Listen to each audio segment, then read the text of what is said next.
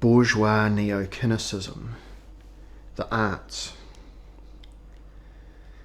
That the impulse towards sensual embodiment has not been fully eradicated is essentially an achievement of bourgeois art, in part also social rebellion, which, however, does not concern us here.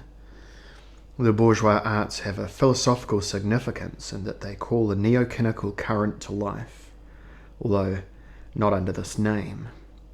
Nevertheless, when they speak of nature and genius, truth, life, expression, etc., that is the kynical impulse at play. It exploits the license provided by art to express the demand for existential undividedness. The Prometheus of the effusive young Goethe could be the new guiding symbol of the impulse.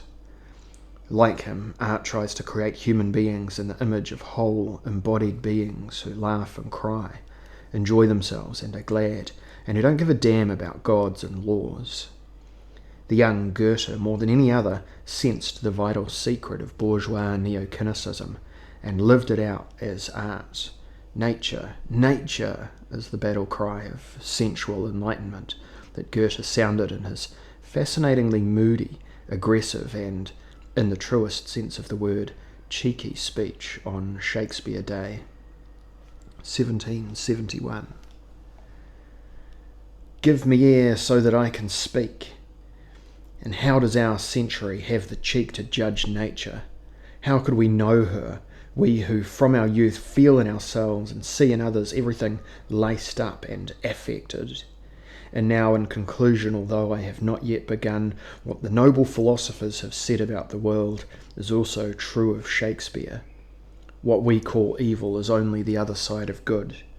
It is necessary for the existence of the good and belongs to the whole, just as the torrid zone must burn and Lapland must freeze, so that there may be a temperate zone. He leads us through the whole world, but we coddled and inexperienced human beings scream every time we see a grasshopper. Lord, he's going to eat us! Gentlemen, rise up. Trumpet all the noble souls out of the Elysium of so-called good taste where they, drowsy and in dull twilight, are half there and half not. They have passions in the heart, but no marrow in the bone, and because they are not tired enough to rest, and yet are too lazy to be active, their shadow life lasers and yawns away between myrtle and laurel bushes. In the Sturm und Drang of early bourgeois art, human beings not of the nobility announce, probably for the first time since antiquity, their claim to a full life, to the embodiment of their sensuousness, to undividedness. A stormy aesthetic cynicism vents itself. It is a young 22-year-old man who attacks in an annihilatingly joyful way the Rococo culture with its limp charm of inauthenticity, its cunning schizophrenias, and its moribund manneristic theatre. Goethe's speech reads like a manifesto for bourgeois neo-kynicism. It explodes everything that is mere morality by referring to the grand amoralism of nature. In nature, so-called evil also plays a positive role. In Chapter 7, The Cabinet of Cynics, I will interpret Goethe's Mephistopheles in a new light, as a perplexed figure created from the substance of cynical experience. Bourgeois art was, of course, condemned to represent sensuous totality in fiction, if at all.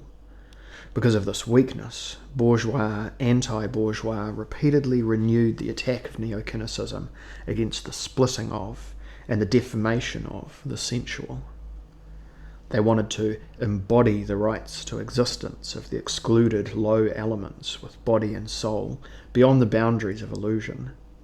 That is one of the reasons why art has its eye on life so much. It is its cynical impulse that wants to jump out of fiction into reality. Aesthetic amoralism is only a prelude to life, demanding its sensual rights practically.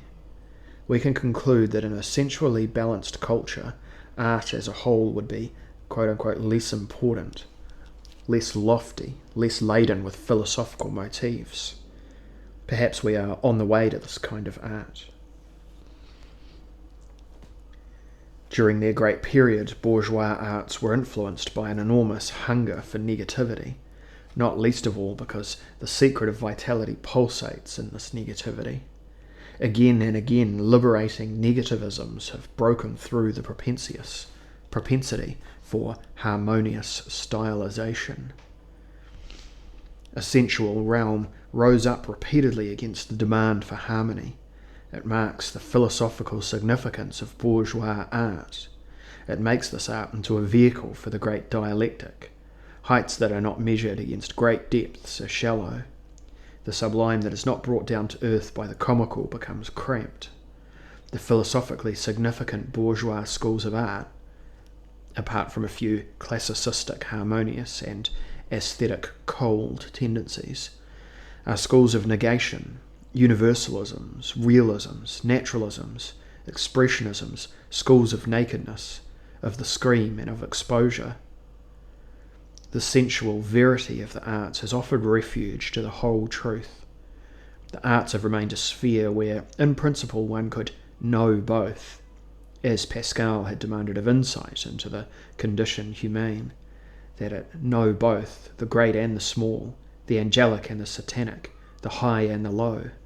Great art sought a whole made of extremes, and not a tensionless midpoint.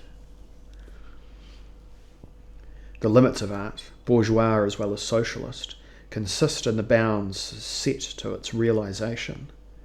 It is entangled from the start in the schizoid process of civilization. Society thus cultivates an ambivalent relation to the arts. They fulfill needs, it is true, but they should not go too far. The principle of harmony is tried since time immemorial to keep Kynicism in check.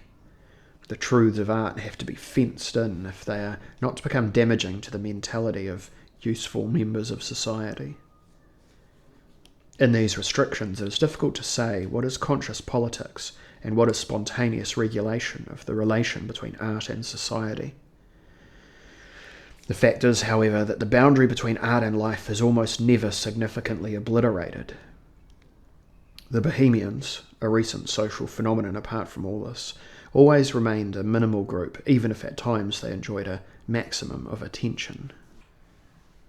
The fact is, however, that the boundary between art and life is almost never significantly obliterated. The Bohemians, a recent social phenomenon apart from all this, always remained a minimal group, even if at times they enjoyed a maximum of attention. Two speculative rules of social art ecology can thus be formulated. The genuine, the lively, which exists as original, is limited by its rarity. The impulses these originals, works and individuals emit to the masses become restricted through fictionalization. What is genuine remains rare. Imitations, as well as mere curiosities, are innocuous anyway, and are released for a mass market.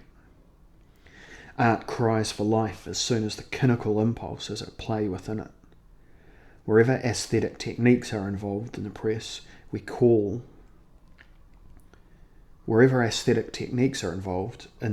as well as the electronic media, in advertising as well as commodity aesthetics, this call is brought to the masses in its fictionally restricted form.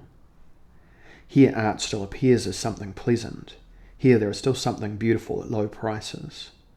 By contrast, for more than 100 years, high art has been retreating into the difficult, the artistic, the painful, into refined ugliness, artful brutalities, calculated incomprehensibility, into the tragically complex and the bewilderingly capricious.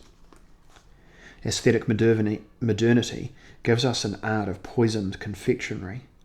It can perhaps be viewed in aroused cold connoisseurship, but it cannot be consumed without risking an upset stomach.